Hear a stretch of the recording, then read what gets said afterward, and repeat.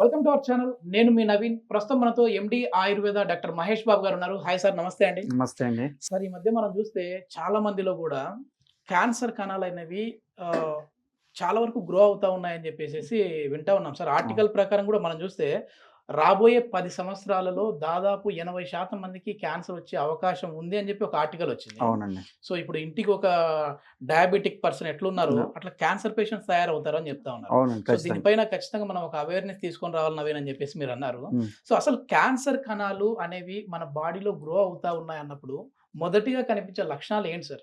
ఎట్లాంటి మార్పులు జరుగుతాయి? సో ఫస్ట్ ఆఫ్ ఆల్ మనకి క్యాన్సర్ అనేది మనకి డౌట్ పడాల్సిన కండిషన్ ఎప్పుడు వస్తుంది అంటే మనకి సో ఇప్పుడు మనకి ఏ భాగంలో అయినా క్యాన్సర్ అనేది రావచ్చు. అది మన తలకాయ నుంచి కాళ్ళ వరకు ఏ భాగంలో అయినా క్యాన్సర్ అనేది వస్తుంది. కాబట్టి ఫస్ట్ మనం మన బాడీని అందుకే ఎప్పుడు అబ్జర్వ్ చేసుకుంటూ ఉండాలి. ఎటువంటి చిన్న మార్పులు ఒంట్లో కనిపించినా ఖచ్చితంగా అది నార్మల్ కాదు అనేది ఐడెంటిఫై చేసుకోవాలి. అది క్యాన్సరా తర్వాత విషయం. But observation, self body checkup అనేది చాలా చాలా ఇంపార్టెంట్ అన్నమాట. సో ఆ తర్వాత సరే క్యాన్సర్దే ఏదైనా లోపల స్టార్ట్ అవ్వడం జరిగింది అనుకోండి, సో వాటి వల్ల ఖచ్చితంగా బాడీ అనేది మనకి వార్నింగ్ లాగా లక్షణాలని చూపిస్తుంది. అది చిన్న బొడిపెలాగా, చిన్న కురుపులాగా చర్మం మీద చూపించవచ్చు, లేదా మీకు డైజెషనే సరిగ్గా అప్పటి వరకు బాగానే ఉంటుంది, సడన్గా మీకు అవ్వదు, డైజెషన్ సరిగ్గా అవ్వదు అనమాట, ఆకలి వేస్తూ ఉండదు ఒక్కొక్కసారి. సో అలాంటి లక్షణం చూపించవచ్చు. ఇంకోలాగా ఏంటంటే మీరు ఒకసారి వీక్ అయిపోతూ ఉంటారు, అంటే ఏంటి, తిన్నది వంట పట్టదు, అంటే బాడీకి వెళ్ళదు. సో ఈ విధంగా ఫర్ ఎగ్జాంపుల్ మీరు కళ్ళది అనుకోండి, కళ్ళకు సంబంధించింది, సో కంటి చూపు తగ్గడం, లేదు ఇప్పుడు బ్రెస్ట్ క్యాన్సర్ లాగా అనుకోండి, సో చిన్న గడ్డల్లాగా ఫామ్ అవ్వడం. అందుకే బ్రెస్ట్ ఎగ్జామినేషన్, సెల్ఫ్ ఎగ్జామినేషన్ వాళ్ళకి వాళ్ళు చూసుకుంటూ ఉండాలి. అండ్ ఈ మధ్య మీరు చూస్తే సర్వైకల్ క్యాన్సర్ ఆడవాళ్ళల్లో కనుక, సో ఇదేంటి అంటే శుభ్రం సరిగ్గా పాటించకపోవడం వల్ల, సో ఈ విధంగా ఇన్ఫెక్షన్స్ ఎక్కువ రావడం వల్ల కూడా అవుతూ ఉంటుంది. సో ఇన్ఫెక్షన్స్ అంటే మనం శుభ్రం పాటిస్తే ఇన్ఫెక్షన్ అనేది రాదు, బట్ మాటికి ఇన్ఫెక్షన్స్ వస్తుందంటే అక్కడ రియాక్షన్ జరిగి సెల్స్ అనేవి అన్నెసరీగా, అన్వాంటెడ్గా మల్టిప్లై అవ్వడం జరుగుతుంది. సో ఈ విధంగా ఒక చిన్న లక్షణం నుంచే మనం ఎగ్జామిన్ చేసుకోవడం వల్ల డౌట్ పడడం స్టార్ట్ చేయాలి. నెగ్లెక్ట్ చేయకూడదు ఫస్ట్ ఎవరు కూడా. ఆ లక్షణం ఏ ఫామ్లో అయినా ఉండొచ్చు, ఎందుకంటే ఒక్కొక్క భాగానికి సంబంధించిన క్యాన్సర్ ఒక్కొక్క విధంగా మనకి చూపిస్తుంది అనమాట. ఎందుకంటే చిన్న ఎగ్జాంపుల్ చూడండి, ఇప్పుడు మనకి ఏదైనా ఒకటి వచ్చింది, ఏదైనా ఒక వేడి కురుపు అనుకోండి, ఇప్పుడు సమ్మర్ సీజన్ వేడి కురుపు వచ్చింది, వేడి తగ్గిపోతుంది కదా, తగ్గిపోవాలి. దాని గురించి మనం ఏదైనా రాసుకోవడమా, వేడిలోకి వెళ్లకుండా ఉండడమా అనేది చేస్తాం, చేసిన వెంటనే తగ్గిపోతుంది. కానీ క్యాన్సర్కి సంబంధించిన ఎలా ఉంటావంటే నువ్వేం చేసినా తగ్గవు, అప్పుడు డౌట్ పడాలి. అంటే నువ్వు దీనివల్ల అనుకుంటావు, బట్ అది చేస్తే అది తగ్గదు. సో దానికి క్యాన్సర్ అని పక్కన పెట్టండి, దానికి ఏదో కారణం ఉంది, నార్మల్ది అయితే కాదు అనేది ఒకటి చేస్తే ఖచ్చితంగా డౌట్ ఉన్నప్పుడు డాక్టర్ని కన్సిడర్ చేస్తే కన్ఫర్మ్ చేస్తారు. బట్ అబ్జర్వేషన్ అనేది చాలా ఇంపార్టెంట్ లక్షణం. కొద్దిమంది అంటే మేము సిగరెట్ తాగే అలవాటు లేదు అయినా కూడా మాకు లంగ్ క్యాన్సర్ అంటా ఉన్నారు, గుట్కా అలవాటు లేదు, థ్రోట్ క్యాన్సర్ అంటా ఉన్నారు అంటుంటారు. సో ఏంటంటే వాళ్ళలో ఆ అలవాట్లు లేకపోయినా వస్తుంటుందా? అలవాట్లు ఉన్న వాళ్ళకి ఆ క్యాన్సర్లు వస్తాయి అని చెప్తున్నాం, లేని వాళ్ళకి రాదు అని కాదు. కానీ ఈ రోజుల్లో యాక్చువల్గా చెప్పాలంటే క్యాన్సర్ కారణాలు మనందరం తెలుసుకోవాలండి.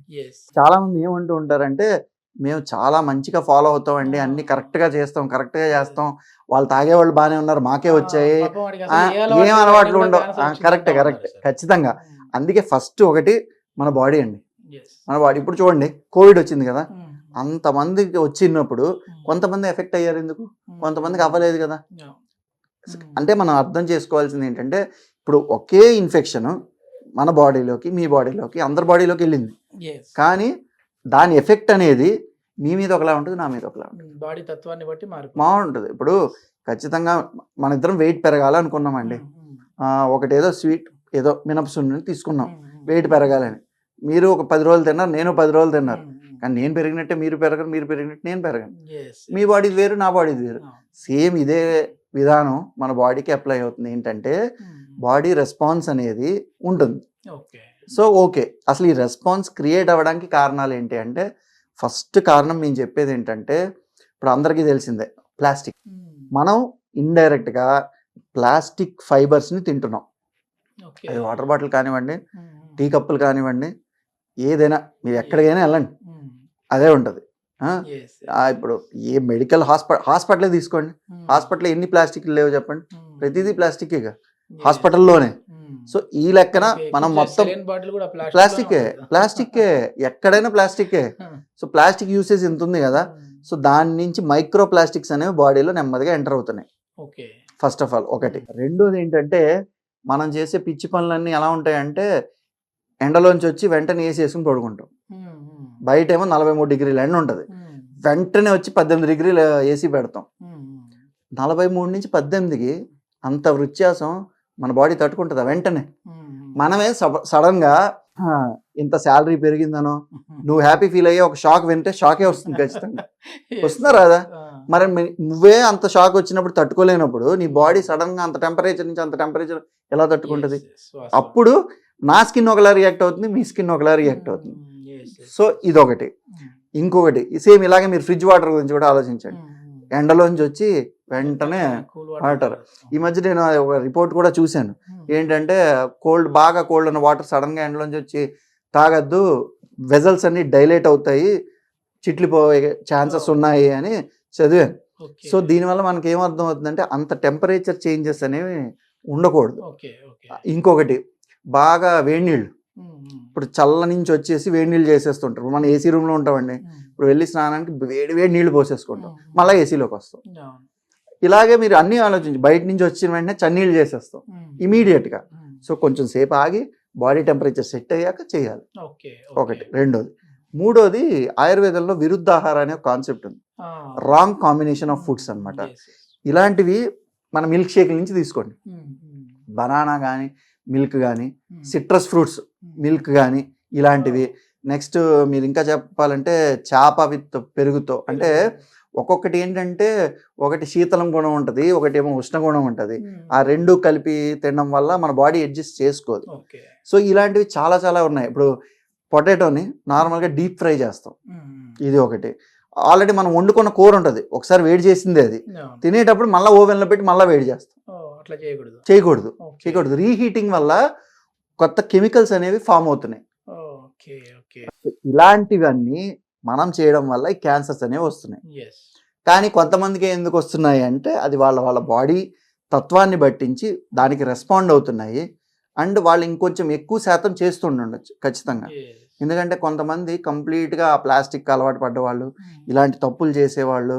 అండ్ మెయిన్ ఏంటంటే భోజనం టైమింగ్ చూడండి, అర్ధరాత్రి 12 గంటలకి బిర్యానీ, అదే చెప్తున్నా, పొద్దున్న 4 గంటలకు బిర్యానీ అంట, 4 AM బిర్యానీ అంట. అసలు యాక్చువల్గా చెప్పండి, ఆ టైంకి బాడీ రెస్ట్ తీసుకుంటూ ఉంటుంది కదా, డైజెస్టివ్ సిస్టమ్కి టైం ఉంటుందండి. సర్కేడియన్ రిథమ్ అని ఉంటుంది. యాక్చువల్గా ఒకటి క్లియర్గా చెప్పాలంటే బాడీకి మన ఎనర్జీ రావాలనేగా పడుకుంటాం. మరి మొత్తం 24 గంటలు నువ్వు పొట్టలో ఏదో ఒకటి వేస్తూ ఉంటే దానికి ఎప్పుడు రెస్ట్ ఉంటుంది? ఇప్పుడు బ్రెయిన్ కంటే రెస్ట్ ఇస్తున్నావు, నిద్ర అంటావు, మరి దీనికి పొట్టకి ఎప్పుడు రెస్ట్? అందుకే ఎర్లీగా తినేసి మీరు 7-7:30కి తినేసారనుకోండి, 12 గంటలు, నెక్స్ట్ రోజు పొద్దున్న 7 గంటల వరకు ఇంకేం పెట్టలేదు అనుకోండి, కంప్లీట్గా అది రెస్ట్ ఒకటే కాదండి, రిపేర్ అవుతుంది బాడీ. ఇప్పుడు మనకి ఫర్ ఎగ్జాంపుల్ ఒక రోజు బాగా హెవీ వర్క్ చేసిన తర్వాత హెడేక్ వచ్చింది, యూజువల్గా మనం ట్యాబ్లెట్ ఏం వేసుకోం. ఎందుకు? ఏమంటాం? వెంటనే పడుకుంటే తగ్గిపోతుంది అంటాం. ఎందుకు పడుకుంటే తగ్గిపోతుంది అంటే బాడీ దాన్ని రిపేర్ చేస్తుంది, అంటే కమ్బ్యాక్, రికవర్ అనేది అవ్వగలదు. సేమ్ అలాగే స్టమక్కి కూడా ఏమైనా ప్రాబ్లమ్స్ ఉంటే రిపేర్ చేసుకోవడానికి టైం ఇవ్వాలి, బట్ మనం అలాంటి టైం ఇవ్వటం లేదు. సరే, ఇప్పుడు ఏ స్టేజ్లో క్యాన్సర్ ఉన్న వాళ్ళకి ఆయుర్వేదంలో మనం బెస్ట్ ట్రీట్మెంట్ ఇవ్వచ్చండి? సో డెఫినెట్గా ఫస్ట్ 2 స్టేజెస్ అయితే పక్కాగా ట్రీట్మెంట్ వెల్ వర్స్డ్గా కంప్లీట్గా ఇవ్వచ్చు. ఇంకా 3rd stage and 4th stage అయితే డెఫినెట్గా పేషెంట్ యొక్క కండిషన్ బట్టి, అంటే పేరుకి అది 3rd స్టేజ్ అయ్యి ఉండొచ్చు, బట్ ఆ లక్షణాలు కానీ అవన్నీ ఉంటే కనుక డెఫినెట్గా ఆయుర్వేదిక్ ట్రీట్మెంట్ చేసి వెనక్కి తెప్పించండి. ఖచ్చితంగా లైఫ్ స్పాన్ అనేది ఇంక్రీజ్ చేయొచ్చు, అండ్ సిమ్టమ్స్ అంటే క్వాలిటీ ఆఫ్ లైఫ్ అనేది ఇంక్రీజ్ చేసి హ్యాపీగా ఉండేలా అయితే చేయొచ్చు ఖచ్చితంగా. Thank you sir.